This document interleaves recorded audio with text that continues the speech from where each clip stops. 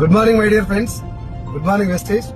20 సంవత్సరాలు చదువుకొని ఏదో ఒక జాబ్ వచ్చిన తర్వాత మన చదువుకు సంబంధం లేనటువంటి జాబ్ చేసుకుంటూ కేవలం ఫ్యామిలీని పోషించడం కోసమే జాబ్ చేసుకుంటూ మనకున్నటువంటి కళల్ని మొత్తం నిర్వీర్యం చేసుకొని ఇక మన బతికింతే అని చెప్పి ఈఎంఐల ఊబిలో కూరుకుపోయినటువంటి నాలాంటి చాలా మంది జీవితాల్లో వెస్టీజ్ లాంటి ఒక ఆపర్చునిటీ వచ్చిన తర్వాత 45 సంవత్సరాలు నేను జాబ్ కోసం కష్టపడడానికి సిద్ధపడ్డా.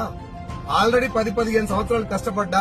ఇక్కడ కేవలం 2 సంవత్సరాలు అదే కష్టం ఇక్కడ పెడితే 2 సంవత్సరాలు గట్టి కష్టపడితే 3 తరాలు మారిపోతాయని తెలిసిన తర్వాత ఇది అర్థమైనటువంటి ప్రతి ఒక్కరూ ప్రాణం మొత్తం పెట్టి 24/7 లాగా ఎస్టీలో పనిచేస్తున్నారు, జీవితాలు మార్చుకుంటున్నారు. ఇంకా చాలా మందికి ఈ చిన్న విషయం అర్థం కావట్లేదు. జాబ్ కోసం అంత సీరియస్ గా ఎందుకు పనిచేస్తున్నారు?